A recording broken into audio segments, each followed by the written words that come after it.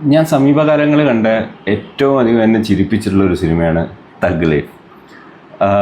ശരിക്കും അപ്പോൾ വിചാരിക്കും ഒരു കോമഡി മൂവിയാണ് ഇതെന്ന്. ഒരിക്കലും ഒരു കോമഡി മൂവിയല്ല, ഇതൊരു സീരിയസ് മൂവിയാണ്. ആ സീരിയസ്നെസ് കാരണമാണ് ചിരി വന്നത്. ഒരുപക്ഷെ ഇതിനെ ഒരു കോമഡി അല്ലെങ്കിൽ സ്പൂഫ് മൂവി എന്ന് നമുക്ക് വിളിക്കാവുന്നതാണ്. കാരണം പലവിധ സീനുകളും സ്പൂഫ് മൂവികളെ അനുസ്മരിപ്പിക്കുന്ന അല്ലെങ്കിൽ സ്പൂഫ് മൂവികളെ വെല്ലുന്ന രീതിയിലാണ് എടുത്തിട്ടുള്ളത്. So let's review thug life.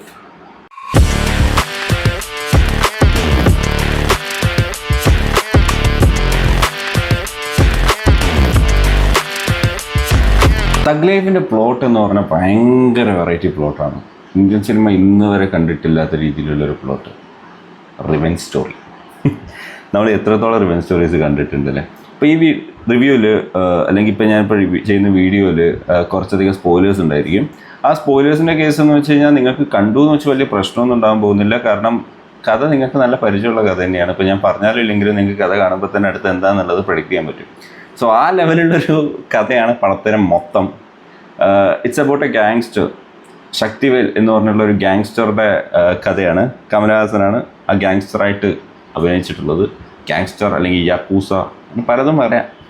അങ്ങനെ ഇങ്ങനെയെന്ന് വെച്ച് കഴിഞ്ഞാൽ ഇടയ്ക്കിടയ്ക്ക് വെടി പൊട്ടിച്ച് നടക്കുന്നൊരു മനുഷ്യനാണ്. തോക്കുകൊണ്ടല്ല, വേറെ പല സ്ഥലങ്ങളിലും പല സാഹചര്യങ്ങളിലും. മൊത്തം ഒരു അവിഹിത കഥയാണ് ഈ ഗാങ്സ്റ്ററുടെ. തൃഷ അഭിരാമിയാണ് വൈഫ്. ആളുടെ ഭാര്യ സ്നേഹം കണ്ട കരഞ്ഞു പോകും. കാരണം ഇതിലൊരു സീനുണ്ട്, ജയിലിൽ നിന്ന് പുറത്തിറങ്ങിയിട്ട് 3 നേരം ഈ തൃഷയുടെ വീട്ടിലായിരുന്നു. അത് കഴിഞ്ഞിട്ട് ഭാര്യ സ്നേഹം കൊണ്ട് അങ്ങ് മറയ്ക്കുന്നുണ്ട്. അതൊക്കെ കാണുമ്പോൾ സഹതാപമാണ് പലപ്പോഴും പടത്തിൽ തോന്നുന്നത്. പിന്നത്തെ ഒരു കേസ് വന്നു കഴിഞ്ഞാൽ ഇതിലെ സ്റ്റോറി ഓക്കെ. അപ്പോൾ ഇയാൾ എടുത്തു വളർത്തിയൊരു കുട്ടിയുണ്ട്, അതാണ് STR. അപ്പോൾ പുള്ളി വളർന്നു വരുന്നു. ഇവർ തമ്മിലുള്ളൊരു പക എവിടെ നിന്നൊക്കെയോ ഉണ്ടാവുന്നു. ഓക്കെ, അതൊരു എന്താ പറയുക, ലൈക്ക് സീരിയലിനെ വെല്ലുന്ന രീതിയിലാണ് പലതും ഉണ്ടാക്കിയിട്ടുള്ളത്. അതൊക്കെ തന്നെയാണ് സ്റ്റോറി. ഇവർ റിവെഞ്ച് എടുക്കാൻ പോകുന്നു, അതിനെ ഇയാൾ റിവെഞ്ച് എടുക്കുന്നു, പടം കഴിയുന്നു. ഇതിൻ്റെ ഇടയിൽ ഒരു സ്ഥിരം ടെംപ്ലേറ്റിൽ വരുന്ന റിവെഞ്ച് കൊലപാതകങ്ങളും വരുന്നു. അതാണ് ഇതിൻ്റെ പ്ലോട്ട്.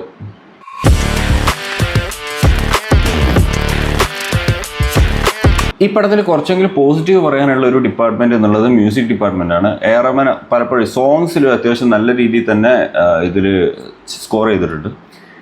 പക്ഷേ BGMൻ്റെ കേസിൽ ആ ഒരു സെയിം കാര്യം പറയാൻ കഴിയില്ല. അതിൻ്റെ റീസൺ എന്താണെന്ന് വെച്ച് കഴിഞ്ഞാൽ ഇപ്പോൾ ഒരു സ്പെസിഫിക് ആയിട്ട് ചില സീനുകളിൽ ആൾ ഭയങ്കര കോമഡി ആക്കിയിട്ടുണ്ട് BGM.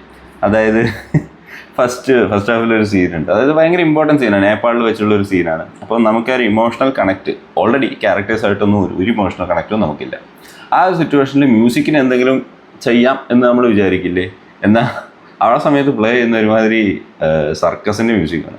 അതായത് പണ്ട് കാലത്തെ സർക്കസിൻ്റെ അല്ലെങ്കിൽ ആ 70കളിലെ കാർട്ടൂൺ മ്യൂസിക്, ആ സംഭവമാണ് ആ സമയത്ത് പ്ലേ ചെയ്യുന്നത്. അപ്പോൾ ശരിക്കും പറഞ്ഞാൽ ഇമോഷണൽ കണക്ഷൻ വരെ അങ്ങ് ചിരിക്കുമായിരുന്നു. എന്ന് വെച്ചാൽ ഞാൻ മാത്രമല്ല, ലൈക്ക് തിയേറ്റർ മൊത്തം ഒന്നാകെ, എസ്പെഷ്യലി ലൈക്ക് എക്സെപ്റ്റ് ലൈക്ക് കമലഹാസൻ്റെ 1-2 ഫാൻസ് സങ്കടപ്പെട്ടിരിക്കുന്നുണ്ടെന്ന് ഒഴിച്ചാൽ ബാക്കി എല്ലാവരും ഇരുന്ന് ചിരിക്കു വരുന്ന സാഹചര്യത്തിൽ. കാരണം ആ ലെവല് കോമാളിതരമാണ് കാണിച്ചത്. എന്ന് വെച്ചാൽ ആ മ്യൂസിക്കിൽ എനിക്കങ്ങ് ദേഷ്യം വന്ന മ്യൂസിക് ആയിരുന്നത്. കാരണം അതുവരെ അത്യാവശ്യം നല്ല രീതിയിൽ സ്കോർ ചെയ്തിട്ട് ഇതൊരു എന്തോ പോലെ ആക്കിപ്പോയ ഒരു മ്യൂസിക് അതായിരുന്നു ഇതിൻ്റെത്. അപ്പം BGM മോശമായിരുന്നു. ആ ഒരൊറ്റ സീനിലെ ഒരു ഇമ്പോർട്ടൻറ്റ് സീനാണ്. ആ ഇമ്പോർട്ടൻറ്റ് സീനിൽ ആ BGM ഇട്ടങ്ങ് നശിപ്പിച്ചെന്ന് തന്നെ പറയാം.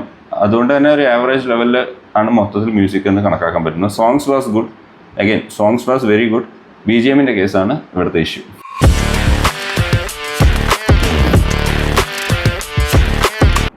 ഈ പടത്തിലെ ആക്ടിങ് എടുത്തു പറയേണ്ട ഒന്നാണ്. എല്ലാവരും അഭിനയിച്ച് വെറുപ്പിച്ചുള്ളൊരു സിനിമയാണ്. അതിൽ ആകെ ഭേദപ്പെട്ട പ്രകടനം അല്ലെങ്കിൽ കുറച്ചെങ്കിലും നല്ലപോലെ ചെയ്തിട്ടുള്ളത് സിലംബരസനാണ്. ആളുടെ പക്ഷേ ക്ലൈമാക്സ് ഒക്കെ ആകുമ്പോഴേക്കും ആളുടെയും കയ്യിൽ നിന്ന് പോകുന്നുണ്ട്, ചിരി വരുന്നുണ്ട്. ഇതിൻ്റെ ക്ലൈമാക്സ് എന്ന് വെച്ച് കഴിഞ്ഞാൽ ഭയങ്കര കോമഡിയാണ്. എല്ലാവരും കൂടി അഭിനയം കണ്ടു കഴിഞ്ഞാൽ അങ്ങ് ചിരിച്ചു പോകും. ലൈക്ക് ആ ലെവല്. ഇപ്പോൾ കമലഹാസനൊക്കെ നല്ലപോലെ വെറുപ്പിച്ചിട്ടുണ്ട് അഭിനയിച്ചിട്ട്. ആളുടെ അവസാനമൊക്കെ ക്ലോസപ്പ് വെച്ചിട്ട്, ആളുടെ ഫേസ് ക്ലോസപ്പ് വെച്ചിട്ടുള്ള കുറച്ച് സീൻസൊക്കെ ഉണ്ട്. എൻ്റെ പൊന്നു മോനെ, കരയാണ് സ്ക്രീനിൽ ആൾക്കാർ കേട്ടോ. പക്ഷെ നമ്മൾ ചിരിച്ചു പോകും. ഐശ്വര്യലക്ഷ്മി അതെ അവസാനമൊക്കെ ഉണ്ട്, എൻ്റെ പൊന്നു കരയും, വരഞ്ഞങ്ങ് മെഴുകുന്നുണ്ട്. പക്ഷേ നമുക്ക് ചിരിയാണ് വരുന്നത് എന്നുള്ളതാണ്. സ്ക്രീൻ മൊത്തം ലൈക്ക് ഇപ്പോൾ തിയേറ്ററിലെ രജനി ഫാൻസ് മാറ്റി നിർത്തിയ ബാക്കി എല്ലാവരും ചിരിക്കുമായിരുന്നു. രജനിയല്ല സോറി, കമലഹാസൻ ഫാൻസ് ഇരുന്ന് കരയുന്ന ഒഴിച്ചു നിർത്തിയാൽ ബാക്കി എല്ലാവരും ചിരിക്കുകയായിരുന്നു. ക്ലൈമാക്സ് ഒക്കെ ആ ലെവൽ കൾട്ട് ലെവൽ സാധനമാണ്. എന്ന് വെച്ചാൽ അഭിനയം മൊത്തത്തിൽ ഞാൻ പറഞ്ഞില്ലേ എല്ലാം ഒരു കൊള്ളൂല്ലാത്തൊരു അഭിനയം. ആകെ എന്തെങ്കിലും പറയാനുള്ളത് STR ആണ്, ബാക്കി എല്ലാവരും പരാജയമായിരുന്നു അഭിനയത്തിൻ്റെ കാര്യത്തിൽ. കമലഹാസൻ വളരെ വളരെ വളരെ പരാജയമായിരുന്നു ഇതിൽ. കാരണം പറ്റുന്നില്ല, അയാൾക്ക് വയ്യ. എന്നുവെച്ചാൽ അങ്ങനെ കൊണ്ട് പറ്റൂലത്. എന്നുവെച്ചാൽ പ്രായമായി അയാൾക്ക് കാണിക്കാൻ പറ്റിയ ലെവലിൽ റോളല്ല ഇതെന്നാണ് എൻ്റെ വിശ്വാസം. ഐ മീൻ ആർക്കും കാണിക്കാൻ പറ്റിയ റോളല്ല, അത്രയും മോശം റൈറ്റിംഗ് ആണ് ഈ പടത്തിനുള്ളത്.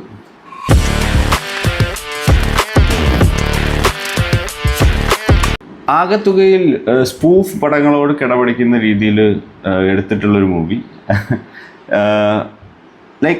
ഒന്നുമില്ല ഈ പടത്തിൽ. പുതുമ എന്ന് പറയാൻ മാത്രം ഒന്നും അവകാശപ്പെടാനില്ലാത്തൊരു സിനിമ. എല്ലാവരും അഭിനയിച്ച് വേർപ്പിച്ചിട്ടുള്ളൊരു സിനിമ. എന്നുവെച്ചാൽ ഒരുപാട് നല്ല നല്ല ടെക്നീഷ്യൻസ് ഒന്നിച്ചു കൂടി ഒരു അപരാധം ഉണ്ടാക്കി വെച്ച് എന്ന് പറയേണ്ട ടൈപ്പ് സിനിമ. കർണാടകക്കാർ നന്ദി പറയണം കമലഹാസനോട്. കാരണം ഈ അയാളുടെ ആ ഒരു സ്റ്റേറ്റ്മെൻറ്റ് കാരണം ആ പടം റിലീസായിട്ടില്ല കർണാടകയിൽ. അവരുടെ ലാഭം. പിന്നെ ഓൾറെഡി ഒരു നെഗറ്റീവ് റിവ്യൂ കണ്ട ശേഷം നമ്മൾ തിയേറ്ററിൽ പോകുമ്പോൾ നമുക്ക് കിട്ടുന്ന ഒരു ഫണ്ണുണ്ടല്ലോ, ആ ഫണ്ണ് നല്ലപോലെ എൻജോയ് ചെയ്യാൻ പറ്റിയ സിനിമയാണ്. ഞാൻ പറഞ്ഞില്ലേ, ഇപ്പോൾ റീസെൻ്റ്ലി ഞാൻ അത്യാവശ്യം നല്ല ചിരിച്ചിട്ടുള്ളൊരു സിനിമയായിരുന്നു പടക്കളം എന്ന് പറഞ്ഞത്. ആ പടത്തേക്കാൾ കൂടുതൽ ഈ പടം കണ്ട് ഞാൻ ചിരിച്ചിട്ടുണ്ട്. സീരിയസ് സീനുകളിൽ വരെ ചിരിച്ചങ്ങ് മറയുമായിരുന്നു. കാരണം ക്ലൈമാക്സ് ഒക്കെ എന്ന് വെച്ച് കഴിഞ്ഞാൽ കണ്ട് ഇറങ്ങുമ്പോഴേക്കും മുഖത്ത് പുഞ്ചിരി ഉണ്ടായിരിക്കും. ആ ലെവല് പടമാണ്. ഇതിലൊരു സീനുണ്ട്, മറ്റേ ആദിവാസി രക്ഷിക്കുന്ന പടങ്ങളില്ലേ, ആദിവാസികൾ സ്ഥിരം എന്ന് വെച്ചാൽ കൊക്കയിൽ നിന്ന് വിടുന്നു, ആദിവാസി രക്ഷിക്കുന്നു, ആ ലെവല്. ഇതിലൊരു ആദിവാസി ഉണ്ടായിരുന്നെങ്കിൽ നന്നായനെ എന്ന് തോന്നിയിട്ടുണ്ട്. ആദിവാസി ഇല്ലാണ്ട് 2 ദിവസം പുള്ളി നടക്കുന്നുണ്ട് മഞ്ഞിക്കൂടെ, തീയൊക്കെ ഉണ്ടാക്കുന്നുണ്ട്.